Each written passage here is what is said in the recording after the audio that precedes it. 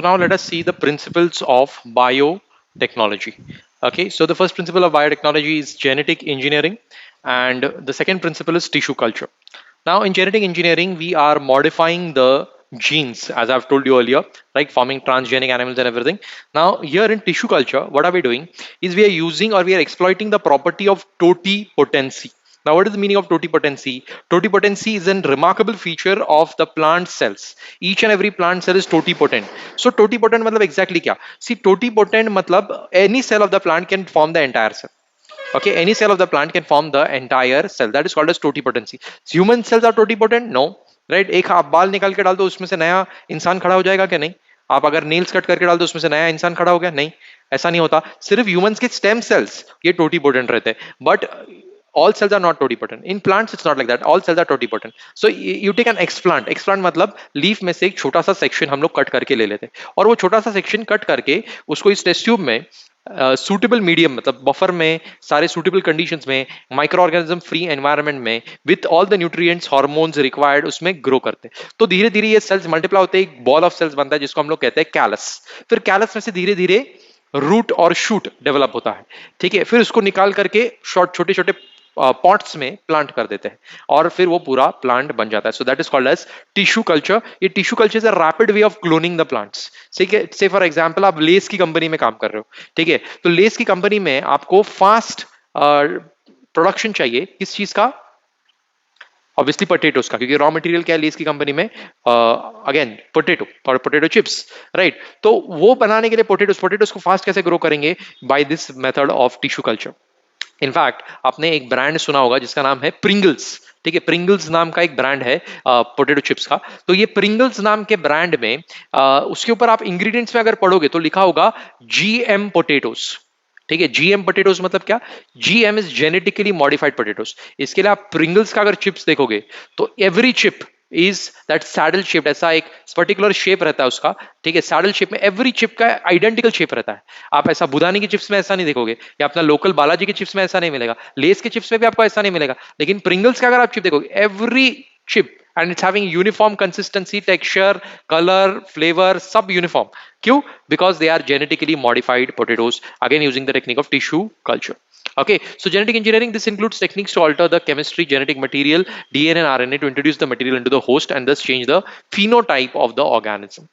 Okay, that is nothing but genetic engineering. Like say for example हमारे पास plasmid bacteria का plasmid ले लिया, फिर agrobacterium tumefaciens. Right, this is the bacteria. Agrobacterium tumefaciens ये bacteria है. ये बैक्टीरिया जनरली प्लांट्स में ट्यूमर कॉज करता है. तो ट्यूमर मतलब इतना हार्मफुल नहीं रहता, सिर्फ स्वेलिंग आ जाता है प्लांट को. तो ये एग्रोबैक्टीरियम ट्यूमिफेसियंस वाला बैक्टीरिया है.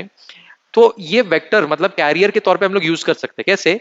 कि प्लांट में अगर कुछ इंट्रोड्यूस करना है, हमको कुछ डिजायर्ड फीचर प्लांट में लेकर आना है, तो हम लोग कैसे लेकर आएंगे? तो पहले सबसे पहले एग्रोबैक्टीरियम को पकड़ो, प्लांट को मत पकड़ो. एग्रोबैक्टीरियम ट्यूमिफेसियंस नाम के बैक्टीरिया को पकड़ो, क्योंकि ये प्लांट को इन्फेक्ट वैसे भी करने ही वाला है. तो इसको पकड़ो, इसका प्लाज्मेट निकालो, उसके प्लाज्मेट में रेस्ट्रिक्शन एंडोन्यूक्लियस एंजाइम यूज करके डीएनए को स्प्लाइस करो, कट करो, और उसमें आपका जो डिजायर्ड एंजाइम है उसको डीएनए लाइगेज की मदद से स्टिक कर दो. फिर से ये स्टिक कर दिया आपने, आपको जो डिजायर्ड जीन है प्लांट में, जो डिजायर्ड क्वालिटी आपको चाहिए वो स्टिक करके फिर से इसमें डाल दो, मतलब एग्रोबैक्टीरियम ट्यूमिफेसियंस में डाल दो. ठीक है, और इसको इन्फेक्ट करने दो प्लांट को. जब ये प्लांट को इन्फेक्ट करेगा तो प्लांट, इसका जो प्लाज्मेट है, प्लाज्मेट प्लांट के डीएनए में ट्रांसफर होके it will produce that particular type of change which you desire in the plant. Okay, so this is genetic engineering. We are changing the genes of the plant, altering or modifying or enhancing the genes of the plants with the help of a bacteria, Agrobacterium tumefaciens. I hope you are understanding. Right, then tissue culture मैंने आपको पूरा explain कर दिया कि how we form tissue culture. एक leaf ले लिया, उसमें से छोटा सा part ले लिया, right, उसको कहते हैं explant. फिर उसको ग्रो किया इनटू कैलस, फिर कैलस से ग्रो किया इनटू मिनिएचर प्लांट्स.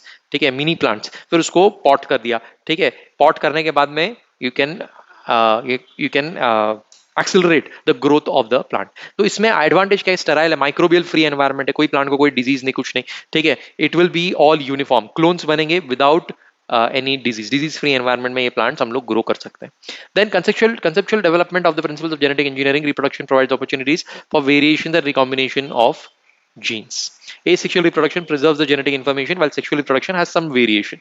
तो ये जो है tissue culture, it was an asexual way of reproduction in plants, okay, which we have introduced. Then traditional hybridization procedures used in plant and animal breeding very often lead to inclusion and multiplication of undesirable genes along with the desired genes. जो हम लोग normal hybridisation कर रहे थे, मतलब एक plant से आप पोलन ग्रेन्स ले लो, फिर दूसरे प्लांट के फीमेल फ्लावर पे स्टिग्मा पे पोलन ग्रेन्स को स्प्रिंकल करके बैगिंग टैगिंग करके उसको ग्रो होने दो. That's what happens in the IARI, Indian agriculture research institute. ठीक है, वहां पर ऐसे हाइब्रिडाइजेशन से बहुत सारे वैरायटीज हम लोग ने लेकर आए, बट उसमें क्या हो जाता है कि एरर्स का, मैनिपुलेशन का चांसेस ज्यादा रहते हैं. मतलब there will be, your character will be there, but apart from that other characters में also be included with along with the desirable genes, मतलब अनडिजायरेबल जीन्स भी आ जाएंगे. So in this we traditional hybridisation से ज्यादा advantages है कौन? Tissue culture और genetic engineering. Okay, then creation of recombinant DNA. Recombinant DNA मैंने आपको पहले ही बता दिया कि प्लाज्मिड ले लो. अभी ई कोलाई का प्लाज्मिड, जैसे फॉर एग्जांपल अभी हमको डायबिटीज है, राइट, तो डायबिटीज को क्योर करने के लिए what do we use, I mean not diabetes को क्योर करने के लिए बट उसके सिम्टम को हील करने के लिए what are we using? We are using insulin. वो कौन सा इंसुलिन है? Insulin obtain from bovine and swine insulin. इधर इंसुलिन ऑब्टेन फ्रॉम कैटल. अभी तुम तो तुम्हारा इंसुलिन दोगे नहीं, तो इंसुलिन किससे लेना पड़ेगा? बोवाइन यानी कि कैटल, ठीक है, या स्वाइन यानी कि पिग से वो इंसुलिन कलेक्ट किया जाता है उनके पैनक्रियास से, उसको प्यूरिफाई वगैरह करके बॉटल में भर के आपको यानी कि जिनको डायबिटीज हुआ है, diabetes mellitus type 2, insulin dependent diabetes है. ठीक है, डायबिटीज के भी दो टाइप्स है ना, diabetes mellitus and diabetes insipidus. Diabetes insipidus is completely different. वो है because of shortage of a hormone, right, deficiency of a hormone. कौन सा hormone? Which controls the formation of urine. क्या नाम है उसका? ADH, anti diuretic hormone, also called as vasopressin. अगर ये वैसोप्रेसिन बॉडी में कम हो जाए तो फ्रीक्वेंट यूरिनेशन बनेगा, पॉलीयूरिया हो जाएगा. Polyuria and polydipsia. Polyuria frequent urination, polydipsia frequent thirst. तो इसको क्योर करने के लिए we can give vasopressin, genetically produced vasopressin, biotechnology से प्रोड्यूस किया हुआ वैसोप्रेसिन वो दे सकता है. या फिर दूसरा जो डायबिटीज है, डायबिटीज मेलाइटिस, उसमें भी टाइप 1 टाइप 2 है. Type 1 is insulin non dependent और टाइप 2 है इंसुलिन डिपेंडेंट. और एक डायबिटीज मेलाइटिस है जो यंग पीपल को होता है, उसको कहते हैं जुवेनाइल डायबिटीज. तो जो टाइप 1 है उसमें जो इंसुलिन नॉन डिपेंडेंट है, इंडिपेंडेंट है, उसमें दवाई खा के आपके पैनक्रियास को कॉन्ट्रैक्ट किया जाता है. पैनक्रियास के beta cells, islets of Langerhans को कॉन्ट्रैक्ट किया जाता है जिसमें से इंसुलिन बाहर निकलता है. बट दवाई से भी कंट्रोल नहीं हो रहा है, तो फिर नेक्स्ट स्टेज आ जाता है डायबिटीज का, वो ज्यादा डेंजरस है. दैट इज इंसुलिन, बोलो, इंसुलिन डिपेंडेंट डायबिटीज. ओके, तो इंसुलिन डिपेंडेंट डायबिटीज में व्हाट इज हैपनिंग कि you have to take insulin. Insulin का injection whenever you eat a meal. आपका वो ग्लूकोज ब्लड में ही पड़ा रहेगा, ब्लड से सेल में जाएगा ही नहीं, और ग्लूकोज भी ग्लाइकोजन में कन्वर्ट नहीं होगा. तो क्या करे? तो ये इंसुलिन जब तक नहीं है तब तक ये नहीं होगा. ब्लड में इतना ज्यादा ग्लूकोज बढ़ जाएगा कि ब्लड थिक होता जाएगा, विस्कस होता जाएगा, जिसकी वजह से हार्ट प्रॉब्लम्स होना शुरू हो जाते हैं. इसके लिए डायबिटीज को मदर ऑफ ऑल डिजीजेस कहते हैं. ठीक है, तो फिर किडनी क्या करेगी? किडनी जो भाई ग्लूकोज कभी एक्सक्रीट नहीं करने वाली किडनी अभी ग्लूकोज को एक्सक्रीट करने लगेगी, क्योंकि ब्लड की विस्कोसिटी अदरवाइज बढ़ रही है, ऑस्मोटिक बैलेंस ब्लड का खराब हो रहा है, तो ग्लूकोज को एक्सक्रीट करना शुरू हो जाएंगे and cells will keep on starving due to lack of insulin.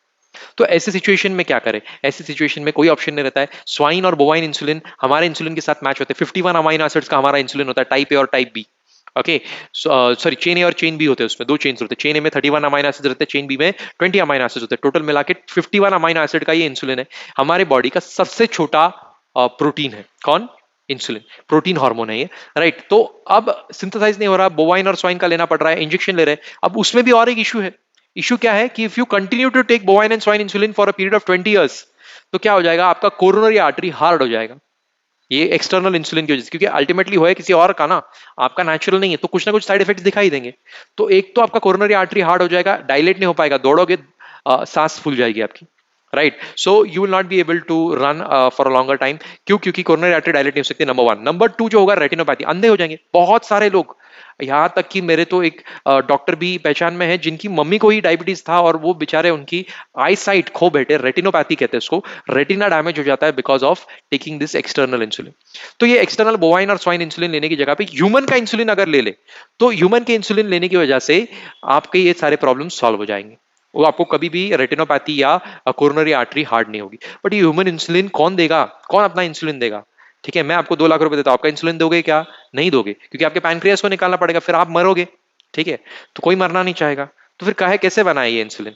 तो हम लोग क्या करते हैं कि बैक्टीरिया को यूज करते हैं, इकोलाई को यूज करते हैं, इकोलाई का प्लाज्मिड ले लेते हैं। तो इकोलाई के प्लाज्मिड में हमारा ह्यूमन का इंसुलिन वो यहाँ पे इंसर्ट कर देते हैं, ह्यूमिलिन कहते हैं इसको, Humulin is the human insulin.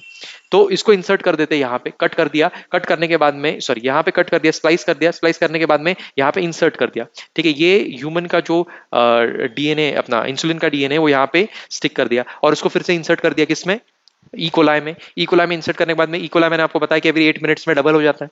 ठीक है, एक के दो, दो के चार, ऐसे डबल होते जाता है। तो उसको अच्छे से न्यूट्रिएंट्स वगैरह दो, बहुत मल्टीप्लाई होने दो, अपना डीएनए ह्यूमिलिन भी उसमें मल्टीप्लाई हो गया। फिर अपना डीएनए फिर से निकाल लो with help of restriction endonuclease, और स्टिक करने के लिए लाइगेज था, कट करने के लिए रेस्ट्रिक्शन एंडोन्यूक्लियस, कट कर लो, प्यूरिफाई कर लो और उसको एक बॉटल में डाल के ह्यूमिलिन नाम से बेचो। मतलब Humulin is the human insulin, इससे साइड इफेक्ट्स नहीं होंगे जो बोवाइन और स्वाइन से हो रहे थे, वो साइड इफेक्ट्स नहीं होंगे। सो दैट इज रिकॉम्बिनेंट डीएनए। देखो ह्यूमन डीएनए में से हमने इंसुलिन का डीएनए, इंसुलिन का जीन ले लिया, वो यहाँ पे प्लाज्मिड में डाल दिया और इसी प्लाज्मिड को फिर से इंसर्ट कर दिया किसमें, इकोलाई बैक्टीरिया में, वो हमारे लिए मल्टीप्लाई कर देगा।